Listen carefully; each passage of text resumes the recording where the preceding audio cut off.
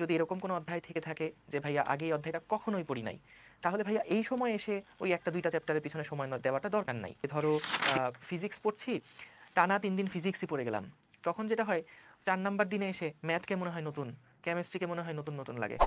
তোমার এখন মূল টার্গেটটা হবে, মূল চ্যালেঞ্জটা কোন জায়গাটায় হবে বলি,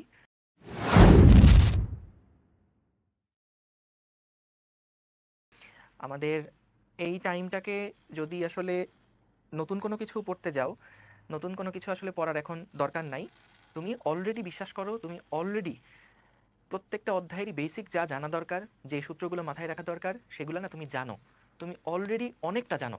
কিন্তু হয় কি, আমরা অনেকদিন রিভাইজ করি না, তো দেখা যায় মনে হয় ওই চ্যাপ্টারটা ভুলেই গেছি, এরকম লাগে। কিন্তু বাস্তবে তুমি যদি, আমি যে কোনো একটা চ্যাপ্টার যদি তুমি বলো ভাই ভুলে গেছি, কিন্তু কয়েকটা সূত্র দেখলেই তুমি দেখবা সব কিছু আবার আস্তে আস্তে মনে হয়ে গেছে। তো আমরা এখন এই সময়টাতে আসলে যদি এরকম কোনো অধ্যায় থেকে থাকে যে ভাইয়া আগে এই অধ্যায়টা কখনোই পড়ি নাই, তাহলে ভাইয়া এই সময় এসে ওই একটা দুইটা চ্যাপ্টারের পিছনে সময় দেওয়াটা দরকার নাই। যে অধ্যায়গুলো তুমি এতদিন পড়ছো, আগে পড়া হয়েছে, সেই অধ্যায়গুলাই এখন রিভাইজ করার জন্য টার্গেট নাও। এবং রিভিশনটা যখন দিচ্ছ, দেখবা যে নোট খাতা দেখতে বা আমাদের ক্লাসগুলোর সময় আমরাই যেই নোটগুলো করে দিছিলাম, সেই নোটগুলো রিভাইজ করতে আসলে বেশিক্ষণ সময় লাগবে না। তোমার এখন মূল টার্গেটটা হবে, মূল চ্যালেঞ্জটা কোন জায়গাটায় হবে বলি, এটাও সবসময় বলে আসছি, মূল চ্যালেঞ্জটা হবে 2 জায়গায়। একটা হচ্ছে সব সাবজেক্ট মাথায় রেখে তারপরে পরীক্ষার হলে বসা, আর আরেকটা হচ্ছে আমাদের টাইমের মধ্যে সব শেষ করতে পারা। তো আমাদের তো টোটাল 100টা প্রশ্ন, 100টাই তো আর অ্যান্সার করে আসতে পারবো না, কিন্তু আমাদের একটু টার্গেটটাও একেবারে কম রাখলে হবে না। টার্গেটই যদি নাও 50টা অ্যান্সার করে আসবা, তাহলে তো দেখবা যে শেষ পর্যন্ত 30টাও অ্যান্সার করে আসতে পারতেছে না। তো এই কারণে আসলে কীরকম এক্সাম স্ট্র্যাটেজি হওয়া উচিত, সেগুলো নিয়ে আমরা সামনে আরও কথাবার্তা বলবো। অলরেডি তোমাদের পরীক্ষাগুলোর আগে আমরা যেই গাইডলাইনগুলো দিছিলাম, সেখানে একটা স্ট্র্যাটেজি নিয়ে আলোচনা হয়েছিল, কিন্তু জিএসটিকে সামনে রেখে ডেডিকেটেডলি যেই এক্সামের জন্য মানে মূল এক্সামের জন্য টাইম ম্যানেজমেন্টটা কেমন হওয়া উচিত, সেগুলো নিয়েও আমরা আলাদা করে কথাবার্তা বলবো। তবে এখন তোমাদের যেটা করা উচিত, যে চ্যাপ্টারগুলো এখন পড়ছো, যে অধ্যায়গুলো এখন পড়ছো, সেইগুলা অল্প একটু সময় পড়াতে দাও, বেশিরভাগ সময় দাও প্র্যাকটিসে। অল্প একটু সময় পড়াতে দাও বলতে কি বোঝাচ্ছি, ওই যে বেসিক বুঝে বুঝে বুঝে বুঝে সময় দিয়ে ডিরাইভেশন দেখে, এগুলোর তো এখন সময় নাই। এখন সময় হচ্ছে কোন কোন সূত্রগুলো আমার লাগে, সেই সূত্রগুলো বারবার বারবার প্র্যাকটিস করা, যাতে করে যে কোনো সময় যে কোনো মুহূর্তে কেউ যদি তোমাকে এই সূত্রটা জিজ্ঞেস করে, তুমি যাতে করে বলতে পারো। এবং আমরা অনেক সময় এখানে একটা ঝামেলা হয় যে ধরো ফিজিক্স পড়ছি, টানা 3 দিন ফিজিক্সই পড়ে গেলাম, তখন যেটা হয় 4 নাম্বার দিনে এসে ম্যাথকে মনে হয় নতুন, কেমিস্ট্রিকে মনে হয় নতুন নতুন লাগে। আবার তুমি টানা 4 দিন কেমিস্ট্রি বা ম্যাথ পড়বা, পরে পঞ্চম দিনের দিন দেখবা ফিজিক্স নতুন লাগতেছে। এই যে আগের 3টা দিন যে টানা পড়ছো খালি ফিজিক্স, কিছুই মনে নাই। সো এই কারণে ভাইয়া যেটা করা উচিত এখন এই সময়টাতে, ওই একটা সাবজেক্ট ধরে টানা 3-4 দিন পড়লাম, এই স্ট্র্যাটেজি ভুল, এটা করবা না।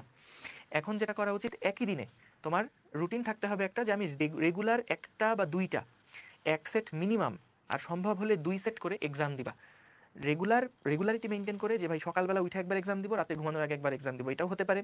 অথবা যদি মনে হয় ভাই আমার প্রিপারেশন একটু ল্যাকিংস আছে, আমি ডেইলি একটা করে এক্সাম দিতে চাই, তাহলে একটা করেই এক্সাম দাও।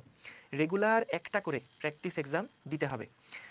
এবং যেটা বললাম যে প্রিপারেশনের ক্ষেত্রে কী করবা বা প্র্যাকটিসের ক্ষেত্রে কী করবা, প্র্যাকটিসের সময় ঘড়ি ধরে প্র্যাকটিস করবা। ধরো আজকে মহাকর্ষ অভিকর্ষ অধ্যায়টা নিয়ে বসলা, যেই সূত্রগুলো আছে সূত্রগুলো জাস্ট একবার রিভাইজ করবা।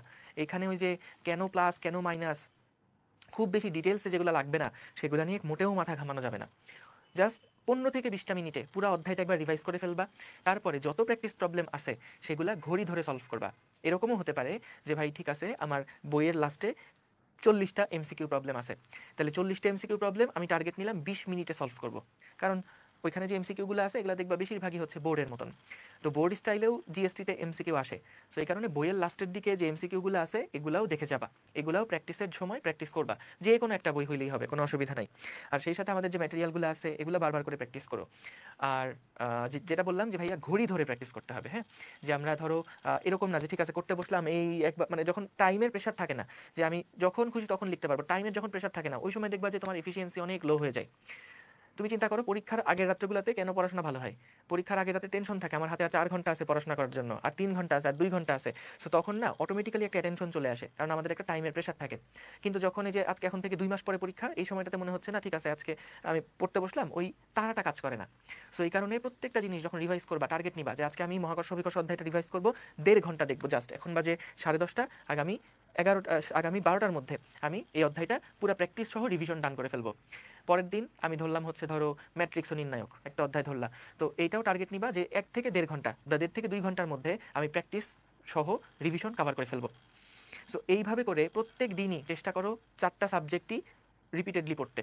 যে সকালবেলা হয়তো বা তুমি ফিজিক্স কেমিস্ট্রি পড়লা বা ফিজিক্স ম্যাথ পড়লা, রাত্রের দিকে রাখলা কেমিস্ট্রি বায়োলজি, এরকম মিক্স করে করে পড়বা। এরকম করতে যেও না যে টানা 3 দিন ফিজিক্স পড়লাম, 3 দিন 4 দিন কেমিস্ট্রি পড়লাম, এইটা করবা না। ঠিক আছে? ওকে।